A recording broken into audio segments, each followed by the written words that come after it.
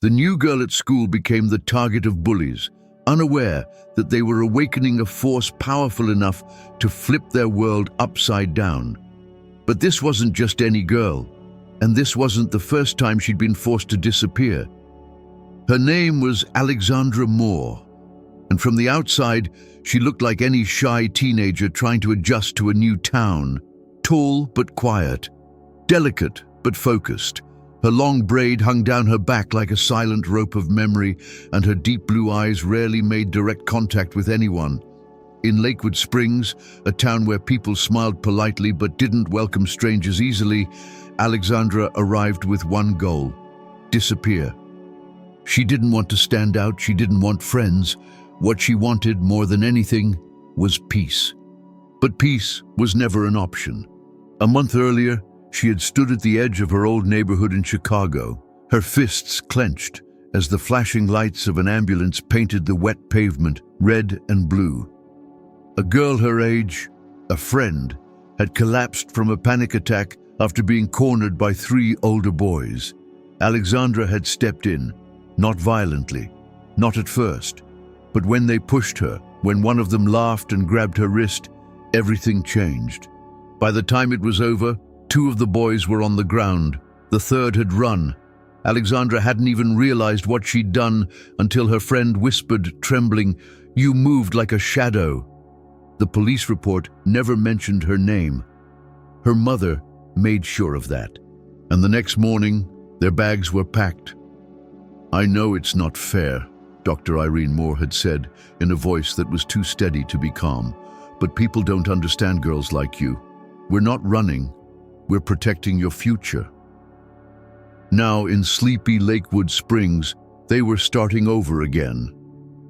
Dr. Moore had taken the position of chief of medicine at St. Luke's Memorial Hospital. Everyone in town respected her already. She was brilliant, warm, composed. But few knew about her past. Fewer still knew about Alexandra.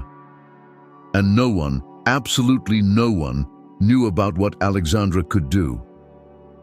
"Promise me," Irene had said that first night in their small apartment above the bakery. "No demonstrations, no talk of training, no Aikido, not even in a whisper." Alexandra nodded, swallowing the lump in her throat. She had been training since she could walk. Her sensei, Victor Sanders, had taught her that true power was silent, invisible. It was something you controlled, never flaunted. And so, she kept her head down.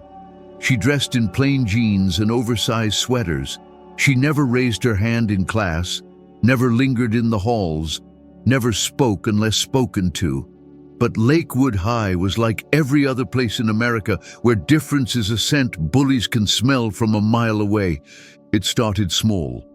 The stairs that suddenly became slick when she walked by.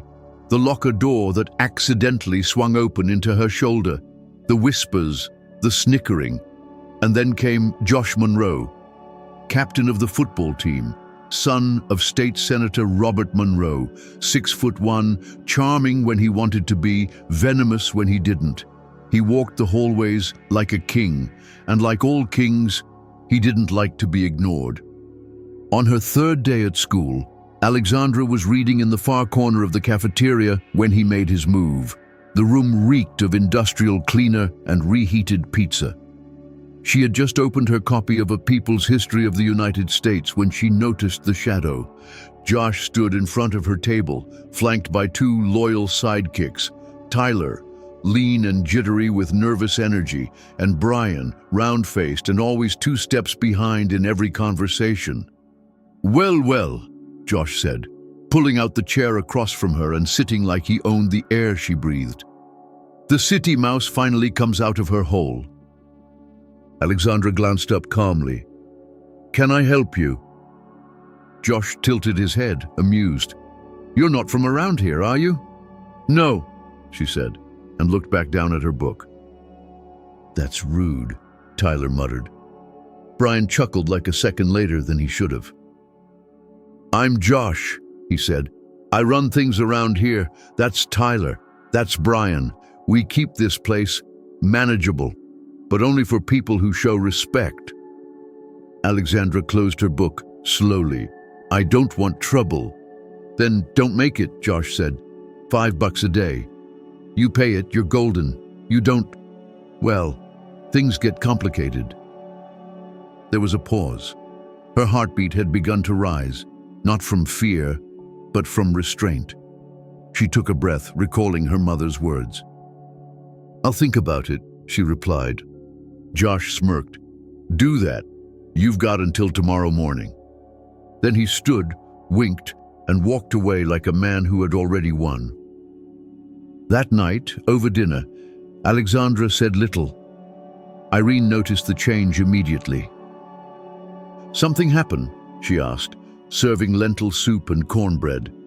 No, Alexandra said and stared at the steam rising from her bowl, but her hand trembled. Irene leaned in. You know you can talk to me. I'm fine, Mom. Just tired. There was a long silence between them. Irene didn't press further.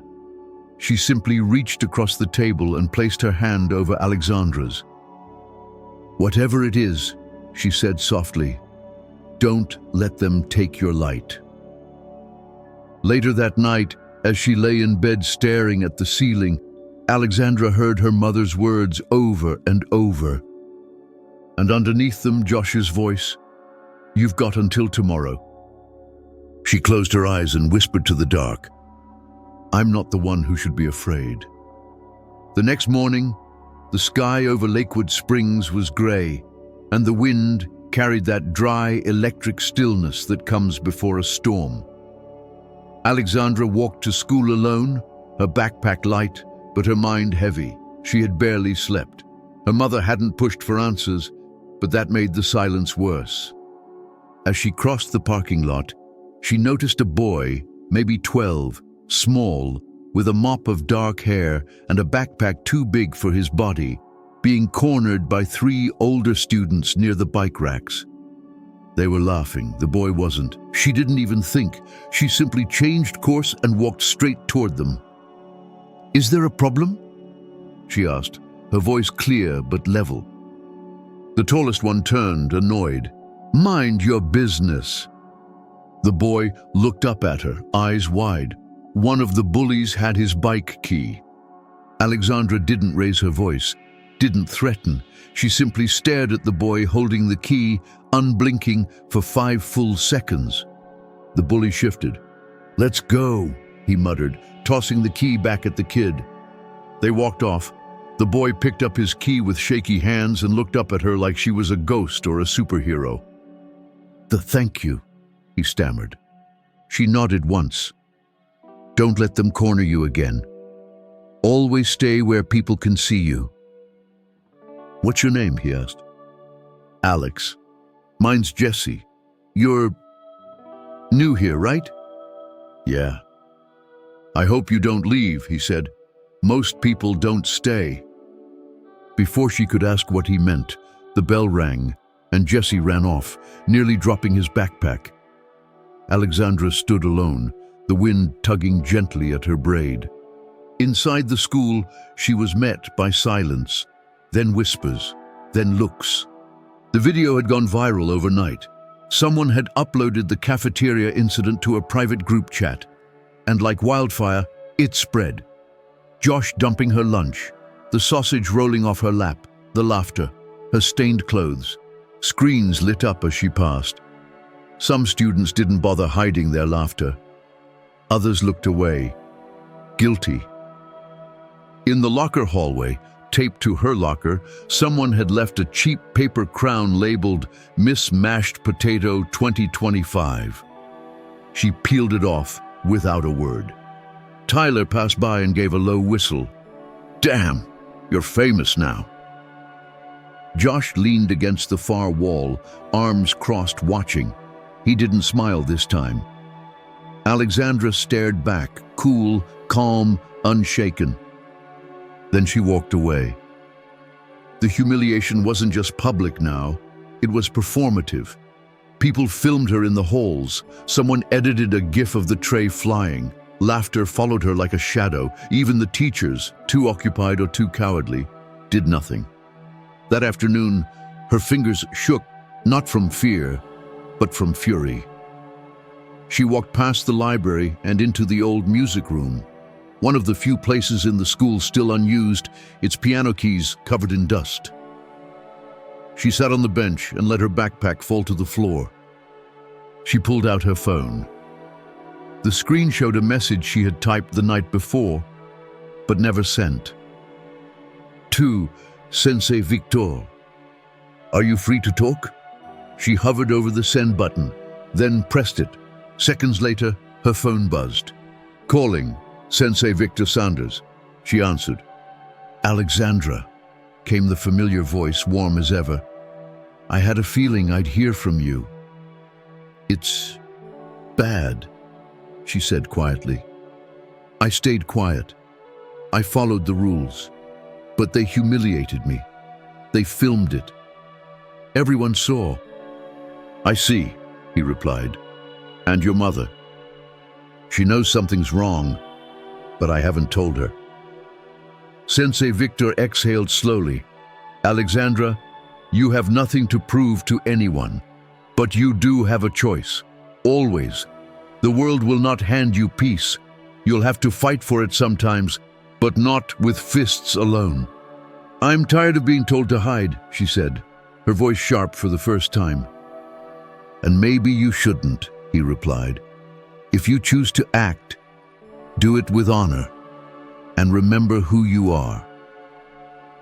She nodded, then realized he couldn't see her. I remember. When the call ended, she sat in silence, then slowly stood, picked up her backpack, and walked out of the room. That evening, Irene came home late. Her coat was soaked from the drizzle. She looked exhausted. Alexandra had set the table. The lentils were warm, the cornbread soft. I made dinner, she said simply. Irene smiled faintly. You always know when I need comfort food. They sat across from each other. Halfway through the meal, Irene said softly, Your father would have been proud. Alexandra looked up, startled. Her father was a topic rarely touched. He hated injustice, Irene continued, staring at the flickering candle on the table, but he hated more what it did to the people he loved. Alexandra didn't answer, but her throat tightened. Sometimes protecting you meant asking you to shrink. I'm sorry for that. Alexandra blinked. The silence between them felt different this time. Heavier, but shared. You did what you had to do, she said. Irene looked into her daughter's eyes. So will you, when the time is right. And just like that, the promise between them, unspoken, fragile, began to change. The next day, something shifted. Josh Monroe didn't like losing control, and Alexandra's silence had become a threat. She wasn't crying in the bathroom, she wasn't pleading, she wasn't breaking, and that made him furious.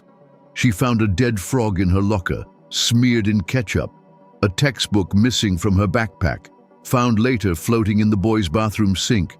In gym class, someone had accidentally thrown a dodgeball full force into the back of her head. Each incident was followed by laughter, but none of them got what they wanted from her. No tears, no panic, just silence. And that silence terrified them. At lunch, Jesse, the small boy from the bike racks, passed her a folded note. No words, just a sketch. It showed a girl in a hoodie standing between three bullies and a child with wide eyes. The girl's shadow stretched long behind her like a wolf. Alexandra held the drawing in her hand for a long time. Something inside her softened and steeled at the same time. After school, she didn't go straight home. She walked to an empty playground near the woods, where rusted swings creaked in the wind. There, on the old basketball court, she dropped her backpack and stood still, letting the wind wrap around her like an old friend. Then, she moved. She moved like water. Her body flowed into old sequences, circular, evasive, explosive. Every muscle remembered. Every joint obeyed. She practiced silently, barefoot, feeling the earth beneath her toes, letting the frustration, the anger, the humiliation melt into breath and motion. After 45 minutes, she stood in the center of the court, breathing hard. Her heart raced, but not from exhaustion, from clarity. She wasn't training to hurt anyone. She was remembering who she was. That night, at home, she ate dinner in silence again. Irene watched her closely. "You're not the same," her mother said finally. Alexandra paused, then set down her fork. "I'm done hiding." Irene looked down. A long silence passed between them. "You've grown up too fast," she whispered. "I didn't choose this," Alexandra replied. "But I'm not going to let fear make me smaller." Her mother looked at her, eyes glossy, and gave a single nod. "If you go down that road," she said, "do it with grace. Never hate them, even when they deserve it." "I won't," Alexandra promised. That was the moment Irene knew she could no longer protect her the way she once had. But maybe, just maybe, she didn't need to. The next morning, before the first bell rang, Alexandra waited at the front gates of the school. She stood tall, arms crossed, backpack slung over one shoulder. Josh arrived with Tyler and Brian, laughing at something that died the moment they saw her. Josh smirked. "What's this?" "I'm not paying," she said calmly. "Not today, not ever." Josh blinked. "You're really going with this angle, huh?" "I'm giving you a chance to end it clean," she said. "Walk away. You don't owe me anything. Just stop." For a moment, Josh said nothing.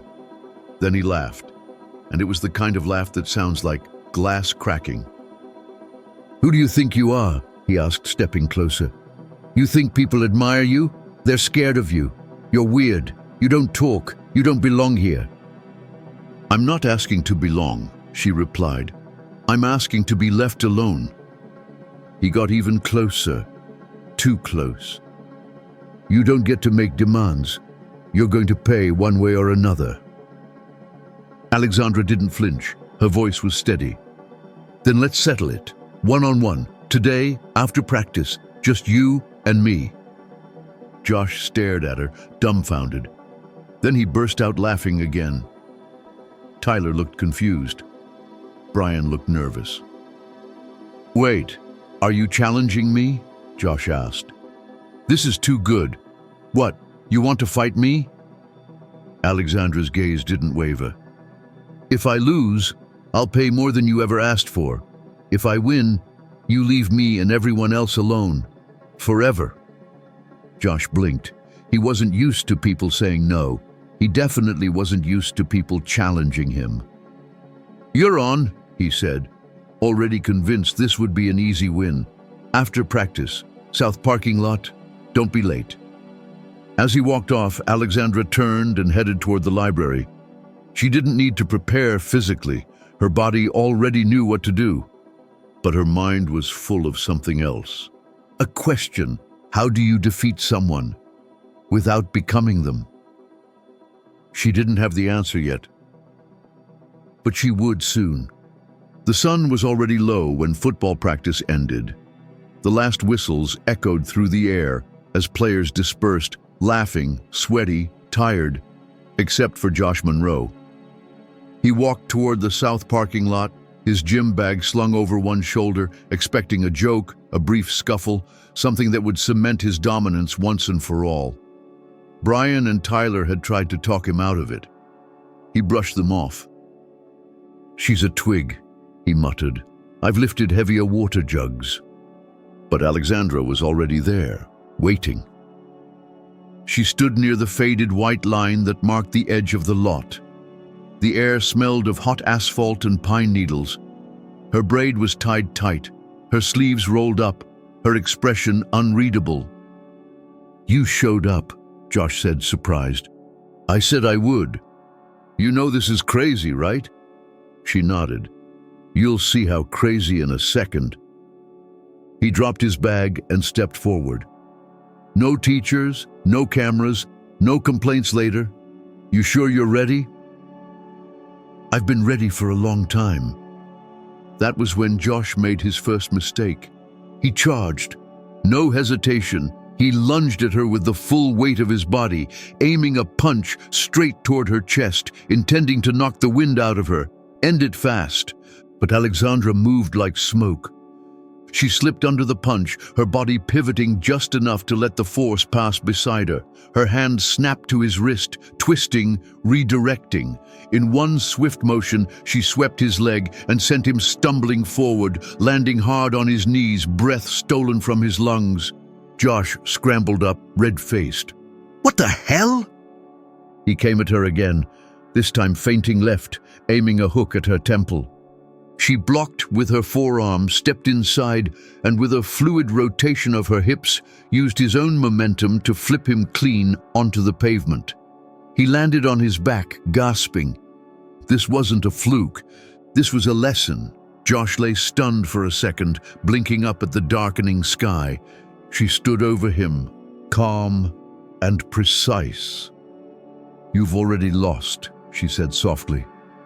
He pushed himself up, face flushed with embarrassment and disbelief. "You're just lucky. Number. You're just not used to someone who doesn't need to yell to win." He threw another punch, sloppy, full of desperation. She didn't dodge. She caught his arm, pivoted, twisted, and pinned him with one arm locked behind his back. He let out a short yelp of pain. "Let go!" he shouted. "Say it," she whispered in his ear. "What?" "Say you're done." Josh gritted his teeth. "Say it." "I'm done," he barked, breath ragged. She held the position for one more second to make sure he meant it, then released him. Josh crumpled forward, clutching his shoulder. He didn't get up right away. Alexandra backed away and retrieved her backpack, but before leaving, she turned to face him one last time. "This ends now. Not just with me, with everyone. Jesse, Veronica, every kid you've made feel small. You don't get to keep doing that." Josh looked up, sweat glistening on his face, shame written across every feature. For the first time, he looked young, not powerful, not feared, just a boy who realized too late that power can't be inherited. It has to be earned. "And one more thing," Alexandra added. "If you or anyone else tries to hurt someone again, I won't fight back next time." Josh frowned. "Then what will you do?" "I'll let them." She turned, and her voice carried on the wind. "Because now, they know they don't have to be afraid of you." She walked away as the cicadas started singing in the trees, their song rising like applause. Unseen, from behind the corner of the building, Jesse had been watching. So had Veronica, and 3 other students who would carry what they saw like a secret flame. By the time Alexandra turned the corner and disappeared into the twilight, the story had already begun to spread. Not as a rumor, not as a video, but as a myth. The next morning, Lakewood High was humming before first bell. Everyone had heard, no one had filmed the fight, at least no one dared to share it. But the story pulsed through the hallways like an underground current. Whispers traveled faster than Wi-Fi.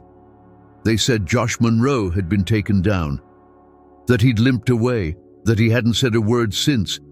But what shocked everyone most wasn't that he lost. It was how she won. Alexandra entered the school through the back entrance, her head high, her pace calm. She passed groups of students who went quiet as she walked by, not with fear, but with something closer to awe. No jokes, no laughter, no crown on her locker, only silence and respect. Halfway through the second period, as students streamed between classes, a hush fell over the main hallway. Alexandra was standing near the drinking fountain when Josh Monroe appeared. He didn't swagger this time. He didn't smirk. He walked straight up to her in front of everyone, His shoulder was still sore, his face still bruised, but his voice was clear. "Alexandra," he said, loud enough for the entire hall to hear, "I'm sorry." She turned to face him. Dozens of eyes watched, holding their breath. "I was wrong," he continued, "about you, about everything. What I did was cruel, and I can't undo it, but I want to try to be better, if you'll let me." It wasn't theatrical, it wasn't perfect, but it was real. And Alexandra, who had prepared herself for everything but this, nodded. "Then start by protecting someone smaller than you," she said. "Every day." Josh nodded once, stepped back, and walked away. The hallway broke into stunned murmurs. But no one laughed. Not this time. That afternoon, as Alexandra sat under the old oak near the schoolyard, Veronica James approached. No entourage, just her, holding a flyer. "It's for the Student Council Board," she said. "They're adding something new, a self-defense club. The school approved it this morning." Alexandra took the flyer. At the top was a new logo, a simple shield with two hands, palms open. "We were hoping you'd, lead it." Alexandra looked up at her, searching for signs of mockery. There were none. "Who's we?" she asked. Veronica smiled. "All the girls you've walked home, and a few of the boys too." Behind her stood Jesse, holding a foam mat under one arm. Behind him, two juniors, a girl with a bruise under her eye, a quiet boy with trembling hands, and one of the football players, Brandon, a linebacker who used to laugh with Josh, now looking down with shame but also hope. Alexandra stood. She didn't say yes. She simply said, "When do we start?" That evening, Irene Moore stood at the kitchen counter, drying dishes. Alexandra placed the flyer on the table beside her. Irene picked it up, read it, and went very still. "You're not hiding anymore," she said quietly. "No," Alexandra replied. "I'm not." Irene turned around, eyes shimmering. "You're becoming who you're meant to be." "I'm trying." Her mother walked over and hugged her tightly. For the first time in weeks, Alexandra leaned into it. "You're not just strong," Irene whispered. "You're good." Later that night, Alexandra sat by her bedroom window, watching the stars pulse gently in the dark.